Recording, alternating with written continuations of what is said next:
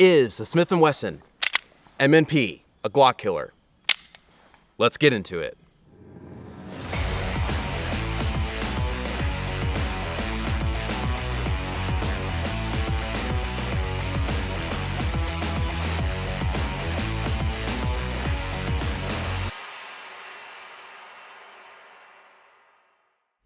Hey guys, what's going on? You're watching Show Me Firearms, and that's right. In today's video, we're gonna be talking about the Smith & Wesson M&P 40 versus the Glock 17, and whether or not the Smith & Wesson is in fact a Glock killer. Now, just so you guys know, everything I'm gonna say in today's video is all my own personal opinions and my own personal preferences based on what works for me in my unique individual situation. It may differ for you guys in your own unique and individual situations. So take that for what it's worth. It's just my 2 cents. So with that out of the way, let's dive right into it. All right, so let's kick things off by talking about the Glock 17. And just so you guys know, we're dealing with a completely clear firearm. We're safe to go ahead and handle it.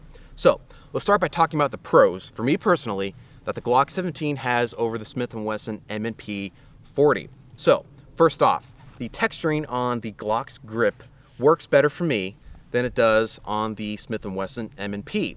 And it's just something about the style of texturing that Glock uses. For me personally, it just seems to stick better to my hand, if you will. And especially if my hands are wet or sweaty or whatever, I just feel like I can get a better grip on the Glock than I can on the Smith & Wesson. Moving on to the second pro for me that the Glock has over the Smith & Wesson is the magazine release. The mag release on the Glock is a little bit bigger than it is on the Smith & Wesson. The texturing also seems to be a little bit better on the Glock. So for me personally, it just feels like it's easier for me to tap that mag release and let that mag drop clear of the gun than it is on the Smith & Wesson. The last pro for me personally that Glock has over the Smith & Wesson is the insane amount of aftermarket support that Glocks have. Now, that's not to say that Smith & Wessons aren't well supported in the aftermarket world, but the thing is, Glock is just way better supported in the aftermarket industry than Smith & Wesson. Again, this is all speaking from my own personal experiences, guys, going to local gun stores in my area and based on what I've seen in those local gun stores. It's way easier for me to find Glock mags and accessories than it is Smith & Wesson mags and accessories. So it's not to say that there aren't any out there in my area. It's just Glock accessories and magazines are way more plentiful than Smith & Wesson magazines and accessories. So that wraps up the pros for me personally that the Glock 17 has over the Smith & Wesson M&P. Now, just because Glock calls themselves perfection, no, that does not mean they are perfection. So let's move on to some of the cons of the Glock 17. All right, let's talk about some of the cons of the Glock 17, because even though it's perfection, it ain't perfection, right? So the first con for me personally is the Glock lacks an extended beaver tail.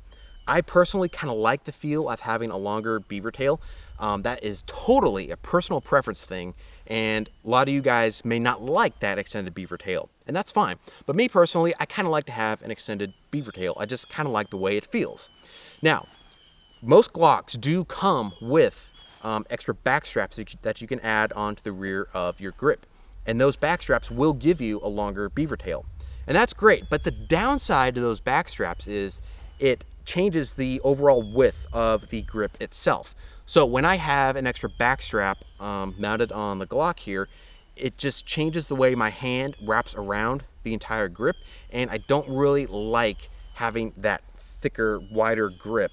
It just doesn't feel as ergonomic for me personally. Again, this is all totally personal preference. It may differ for you guys, but me personally, I would like to have a longer beaver tail without having to add those extra back straps. Another con of the Glock is, of course, the trigger. I've heard a lot of guys talk about how bad Glock triggers are.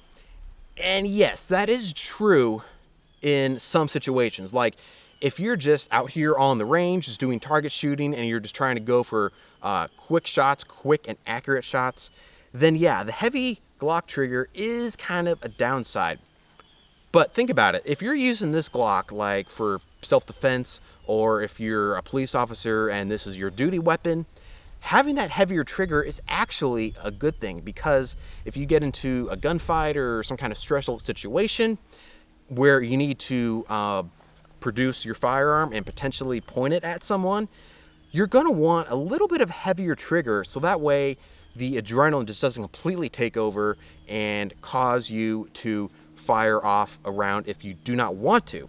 Because when you're under stress like that, the adrenaline's going, you're not gonna have as good control over your fine motor skills. So having that heavier trigger can help to avoid a negligent discharge if you should not be engaging that target out there. And the final con of the Glock 17 is you will probably at some point over the course of owning a Glock get accused of being a Glock fanboy. Don't ask me how I know, because I've been accused many times of being a Glock fanboy. And look, guys, that ain't cool to go around accusing people of being Glock fanboys. Look, if you own a Security 9, I don't accuse you of being a Ruger fanboy. So why does I get accused of being a Glock fanboy? Just saying. So yeah, just because the Glock works better for me personally, why does that mean I'm a Glock fanboy? It works for me.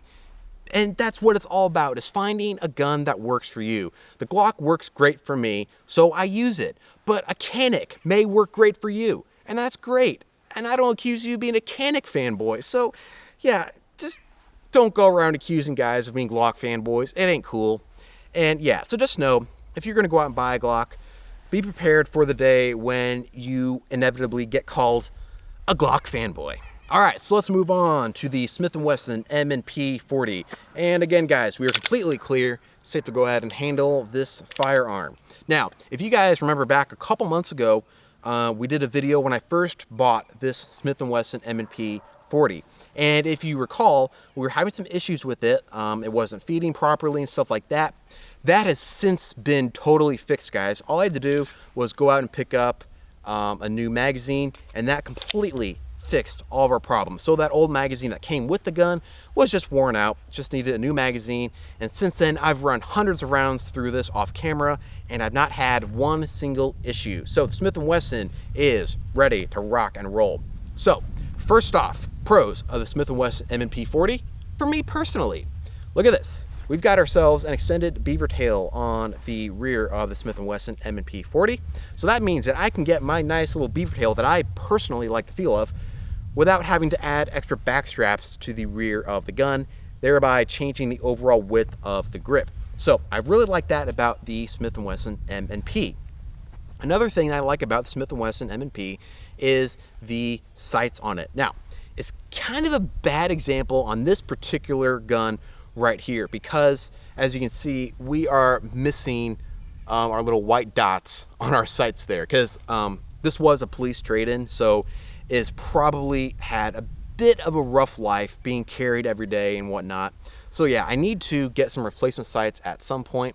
But if these sights were factory, if they were the way that they should be, there would be two little white dots on our rear sight here, just like there is on our front post. And I personally kind of like that sight picture with the dots instead of the like lines on the rear side on the Glock there. So that's one thing I like about the Smith & Wesson over the Glock. Just can't really demonstrate that to you guys, unfortunately, because I still need to pick up a new pair of sights for the Smith & Wesson. But once I do that, once I replace these sights, they will be ready to rock and roll, and I will have that really cool sight picture that I personally like a little bit better than the Glock 17. The final pro for me personally that the Smith & Wesson has over the Glock 17 is you probably won't get accused of being a Smith & Wesson fanboy. I mean, it's not to say it couldn't happen, but I've never heard of anyone getting accused of being a Smith & Wesson fanboy just because they own a Smith & Wesson M&P 40 or an M&P 9. So yeah, just know that if you go out and buy an M&P, you probably won't get accused of being a Smith & Wesson fanboy, and your life will probably be a little bit easier than if you buy a Glock and get accused of being a Glock fanboy. Okay, so let's move on to some pros of the Smith & Wesson M&P 40.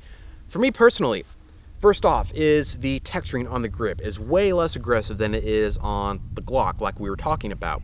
So that's not to say it's bad on Smith & Wesson, it's just I like it a little better on the Glock 17 because it's more aggressive. I just feel like it sticks to my hand better than the Smith & Wesson does. So yeah, that's a little bit of a downside for me personally of the Smith & Wesson M&P, is the lack of aggressive texturing on the grip. The other downside to Smith & Wesson that we kind of touched on when we were talking about the Glock is the small mag release. So there's our mag release right there. It's just that one little button. Again, this is not to say that it's hard to actuate, because it's not. It's actually pretty easy to tap that mag release and let that mag drop clear of the gun. It's just that on the Glock, it's a little bit bigger and just a little bit easier to get a grip on it with your thumb than it is on the Smith & Wesson. But the Smith & Wesson's mag release still works just fine. It's just the Glock has a little bit of an edge over the Smith & Wesson when it comes to the mag release, in my opinion. Another con of the Smith & Wesson that we kind of touched on back when we were talking about the Glock is the lack of aftermarket support. Now, it's not to say that Smith & Wesson isn't supported in the aftermarket world. It's just that it's less supported in the aftermarket world. Like I was saying, in my area, it's harder to find magazines and accessories for the Smith & Wesson M&P than it is for the Glock 17. So if you're looking to, pick up magazines and accessories, it's just going to be easier to do that with a Glock in the aftermarket world than it is in the Smith & Wesson world. It's not impossible in the Smith & Wesson world. It's just going to be a little more difficult. All right, guys, now I will freely admit that everything we've been talking about when it comes to the Smith & Wesson M&P 40 and the Glock 17, I freely admit we are pretty much splitting hairs at this point, guys. And that's because these two pistols are just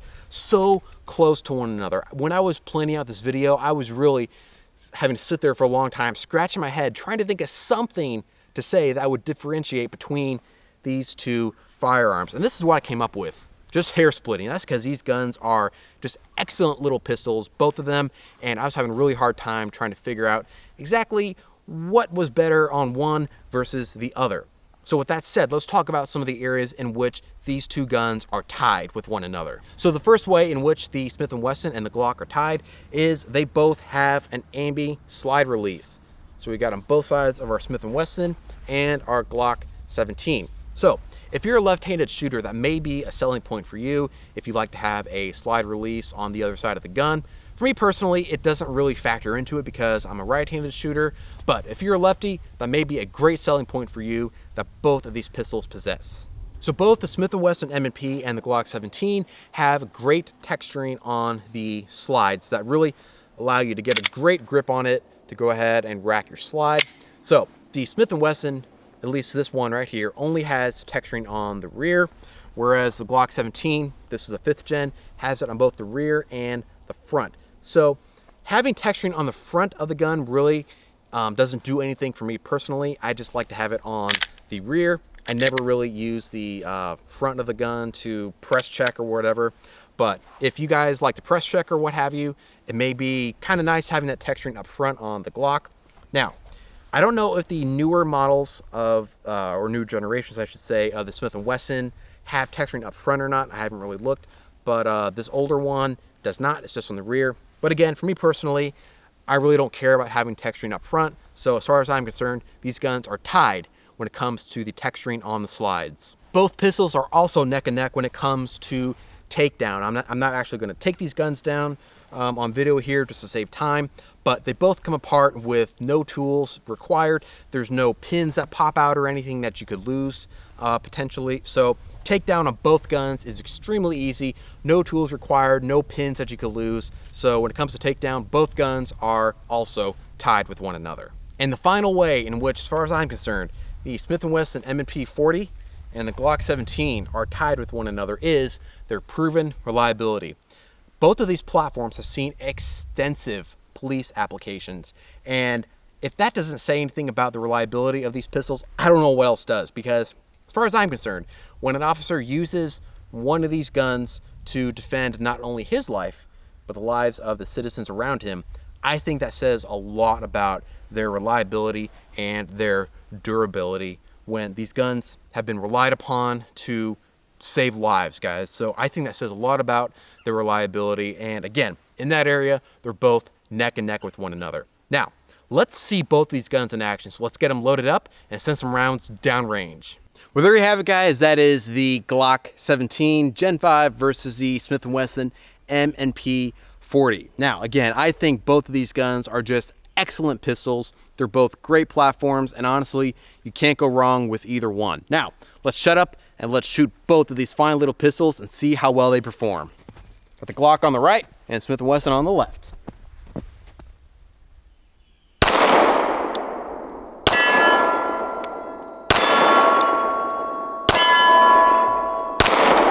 Both are just such fun little pistols, guys. I absolutely love them.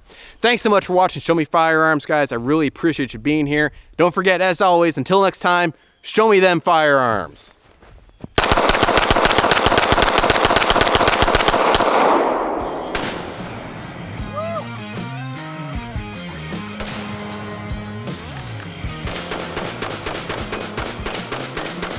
What a way to send off a monster mower, am I right?